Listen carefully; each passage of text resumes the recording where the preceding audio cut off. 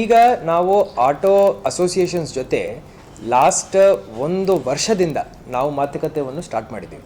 ಯಾವುದೇ ಕೆಲಸ ಮಾಡುವಾಗ ಯಾರಿಗೂ ತೊಂದರೆ ಆಗಬಾರ್ದು, ಸಾರ್ವಜನಿಕರಿಗೂ ತೊಂದರೆ ಆಗಬಾರ್ದು, ಆಟೋ ಯಜಮಾನರಿಗೂ ತೊಂದರೆ ಆಗಬಾರ್ದು, ಓನರ್ಸ್ಗೂ ತೊಂದರೆ ಆಗಬಾರ್ದು ಅಂತ ಹೇಳಿ ಒಂದು ವರ್ಷ ಸ್ಲೋಲಿ ಫೇಸ್ಡ್ ಮ್ಯಾನರಲ್ಲಿ ನಮ್ಮ ಮಾಧ್ಯಮದ ಸಮಿತ್ರರಿಗೂ ನಾವು ಹೇಳ್ತಾ ಬಂದಿದ್ದೀವಿ. ಸೊ ಅದರ ಪ್ರಕಾರ ನಾವು ಅವರಿಗೆ ಟೈಮ್ ಕೊಟ್ಟಿದ್ದೀವಿ. ಒಟ್ಟು 11,000 ಆಟೋಗಳ ಪೈಕಿ 5,000 ಆಟೋಗಳು ಚಾಲ್ತಿನಲ್ಲಿದ್ದಾವೆ. ಈಗ ನಮ್ಮ ಸಿಟಿ ಲಿಮಿಟ್ಸಲ್ಲಿ 16 ಕಿಲೋಮೀಟರ್ ಲಿಮಿಟಲ್ಲಿ ಇಷ್ಟು ಚಾಲ್ತಿ ಇದ್ದಾವೆ.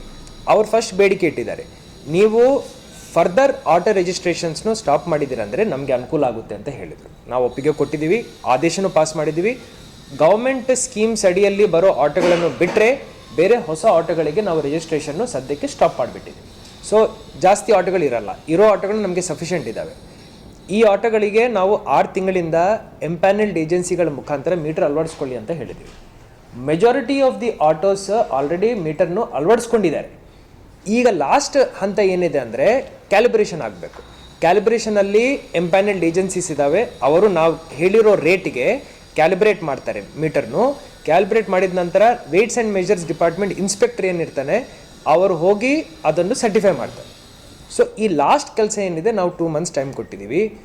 ಆ್ಯಸ್ ಡಿಸ್ಟ್ರಿಕ್ಟ್ ಅಡ್ಮಿನಿಸ್ಟ್ರೇಷನ್ ನಾವು ತುಂಬ ಫ್ಲೆಕ್ಸಿಬಲ್ ಇದ್ದೀವಿ, ಯಾರಿಗೆ ತೊಂದರೆ ಆಗಲ್ಲ.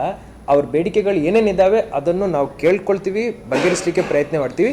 ನಮ್ಮ ಇಷ್ಟೇ ಡೈರೆಕ್ಷನ್ 2 ಮಂತ್ಸ್ ಒಳಗಡೆ ಕ್ಯಾಲಿಬ್ರೇಷನ್ ಮುಗಿಸಿ ಆಯಿತು, ಒಂದು 15 ದಿವಸ 20 ದಿವಸ ಜಾಸ್ತಿ ತೊಗೊಂಡಿದೆ ಅಂದರೆ ನಮಗೆ ಪ್ರಾಬ್ಲಮ್ ಇಲ್ಲ. 2 ಮಂತ್ಸ್ ಅಂತ ನಾವು ಟಾರ್ಗೆಟ್ ಕೊಟ್ಟಿದ್ದೀವಿ.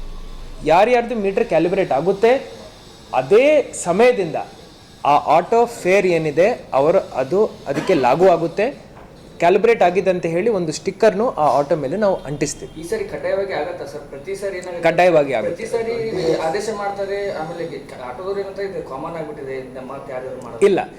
ಆಟೋ ಮಾಲೀಕರಿಗೆ ಗೊತ್ತಿದೆ ಇದು ಆಗ್ತಾ ಇದೆ ಅಂತ ಹೇಳಿ, ಅದಕ್ಕೋಸ್ಕರ ಅವರು ದುಡ್ಡು ಇನ್ವೆಸ್ಟ್ ಮಾಡಿಕೊಂಡು ಮೀಟ್ರು ಹಾಕ್ಕೊಂಡಿದ್ದಾರೆ. ಈಗ ನಮ್ಮ ಸೈಡಿಂದ ಕ್ಯಾಲಿಬ್ರೇಷನ್ ಒಂದೇ ಪೆಂಡಿಂಗ್ ಇತ್ತು ಕೆಲಸ, ಅದೀಗ ಮಾಡ್ತಾ ಇದ್ದೀವಿ. ಕ್ಯಾಲಿಬ್ರೇಷನ್ ಮಾಡಬೇಕಂದ್ರೆ ನೀವೊಂದು ಶಾಪ್ಗೆ ಹೋಗಿ ಕ್ಯಾಲಿಬ್ರೇಷನ್ ಮಾಡ್ಕೊಳ್ಳಿಕ್ಕಾಗಲ್ಲ.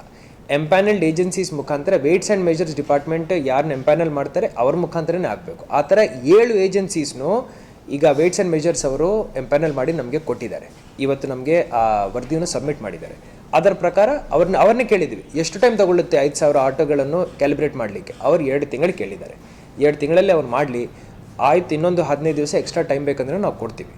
ಆದರೆ ಒಂದು ಸತಿ ಕ್ಯಾಲಿಬ್ರೇಟ್ ಆಗಿದೆ ಅಂದರೆ ಆ ಆಟೋ ಆ ಮೀಟರ್ ನಾವು ಹೇಳಿರೋ ಫೇರ್ಗೆ ನಾವು ಹೇಳಿರೋ ಬಾಡಿಗೆಗೆ ಅವರು ಆಟೋವನ್ನು ನಡೆಸಬೇಕು. ಆರ್ ಟಿ ಒಗೆ ಹೇಳಿದ್ದೀವಿ ಅದನ್ನು.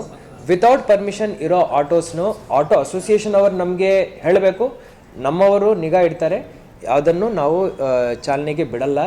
ಜೊತೆಯಲ್ಲಿ ಟಾಮ್ ಆಟೋಗಳು ಏನಿರ್ತವೆ, ಮ್ಯಾಕ್ಸಿ ಕ್ಯಾಬ್ಸ್ ಏನಿರ್ತವೆ, ಅದ್ರದ್ದು ಏನು ಬೇಡಿಕೆ ಇದೆ ಅವ್ರು ಬಂದು ನಮಗೆ ಹೇಳಬೇಕು. ಅದರ ಪ್ರಕಾರ ರೋಡ್ ಸೇಫ್ಟಿ ಕಮಿಟಿನಲ್ಲಿ ಹಾಗೂ ಜಿಲ್ಲಾಧಿಕಾರಿಯಾಗಿ ನಾನು ಅದಕ್ಕೆ ಸ್ಪಂದನೆ ಮಾಡ್ತೀನಿ.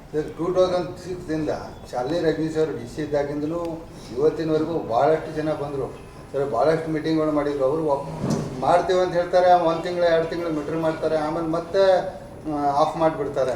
ಇದು ಈ ಮೀಟರ್ ನಾವೊಂದು ಸತಿ ಸಿಟಿನಲ್ಲಿ ಇಂಟ್ರೊಡ್ಯೂಸ್ ಮಾಡಬೇಕಂದ್ರೆ ಇದರ ಹಿಂದೆ ಭಾಳ ಹೋಮ್ವರ್ಕ್ ಮಾಡಬೇಕು. ಈ ಹೋಮ್ವರ್ಕ್ ಮಾಡೋದರಲ್ಲಿ ಹಾಗೂ ಪ್ರಿಪ್ರೇಷನ್ ಮಾಡೋದರಲ್ಲಿ ನಾವು 1 ವರ್ಷ ತಗೊಂಡಿದ್ದೀವಿ. ನಾನು ಬಂದ ತಕ್ಷಣವೇ ನಾನು ನನ್ನ ಸಿ ಪಿ ರವರು, ನನ್ನ ಎಸ್ ಪಿ ರವರು, ಆರ್ ಟಿ ಒರವರು ನಾವೆಲ್ಲರೂ ಕೂತ್ಕೊಂಡು ಮೀಟಿಂಗ್ ಮಾಡಿದ್ದೀವಿ.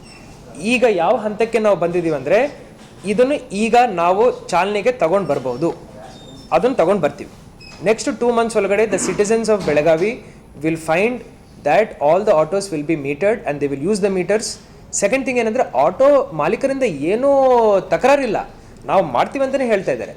ಅವ್ರಿಗೇನಂದರೆ ಕ್ಯಾಲಿಬ್ರೇಷನ್ ಮಾಡಲಿಕ್ಕೆ ನಮಗೆ ಅನುಕೂಲ ಮಾಡಿಕೊಡಿ ಅಂತ ಬೇಡ್ಕೊಂಡಿದ್ದಾರೆ. ಆ ಬೇಡಿಕೆಗೆ ನಾವು ಸ್ಪಂದನೆ ಮಾಡಿದ್ವಿ. ಸರ್, ನೀವು ಇಲ್ಲಿಗಲ್ ಆಟೋ ಸ್ಟ್ಯಾಂಡ್ ಹೇಳಿದ್ರಿ ಮೀಟಿಂಗ್, ಆಮೇಲೆ 6 ಜನ ಮಕ್ಕಳು ತಿಳ್ಕೊಂಡು ರ್ಯಾಶ್ ಆಗಿ ಡ್ರೈವ್ ಮಾಡ್ತಾರೆ ಸರ್ ಆಟೋ. ಸೊ ಟುಡೇ ಈ ಎಲ್ಲ ಬೇರೆ ಬೇರೆ ವಿಚಾರಗಳ ಬಗ್ಗೆನೂ ನಾವು ಇವತ್ತು ಚರ್ಚೆ ಮಾಡಿದ್ದೀವಿ. ಇಲ್ಲಿಗಲ್ ಆಟೋ ಸ್ಟ್ಯಾಂಡ್ ಅಂತ ಹೇಳಿಲ್ಲ, ಟ್ರೆಡಿಷ್ನಲ್ ಎಲ್ಲಿ ಅವರು ಆಟೋ ನಿಲ್ಲಿಸಿದ್ದಾರೆ ಅದು ಒಂದು ಆಟೋ ಸ್ಟ್ಯಾಂಡ್ ಆಗಿಬಿಟ್ಟಿದೆ. ಈಗ ನಾವು ಕಾರ್ಪೊರೇಷನ್ ಕಮಿಷನರ್ಗೆ ಏನು ಹೇಳಿದ್ದೀವಿ ಅಂದರೆ ಎಲ್ಲರ ಜೊತೆ ಮಾತುಕತೆ ಫಸ್ಟ್ ನಡೆಸಿ, ಸುಮ್ಮನೆ ಶಿಫ್ಟ್ ಮಾಡೋದಂತ ನಾವು ಹೇಳಿಲ್ಲ. ಫಸ್ಟ್ ಮಾತುಕತೆ ನಡೆಸಿ, ಎಲ್ಲಿ ಬೇಡಿಕೆ ಇದೆ ಸರ್ಕಲ್ಗಳಲ್ಲಿ, ಮೇನ್ ರೋಡ್ಸ್ಗಳಲ್ಲಿ ಅವರಿಗೆ ತೊಂದರೆ ಆಗದಂತೆ ಒಂದು ಏರಿಯಾನ ಡೆಸಿಗ್ನೇಟ್ ಮಾಡಿಕೊಂಡು ಅವ್ರನ್ನ ಅಲ್ಲಿಗೆ ಸ್ಥಳಾಂತರ ಮಾಡಿ ಅವ್ರ ಜೊತೆ ಚರ್ಚೆ ಮಾಡಿಕೊಂಡೇ ಮಾಡಿ ಅಂತ ಹೇಳ್ತಾ ಇದ್ದೀವಿ.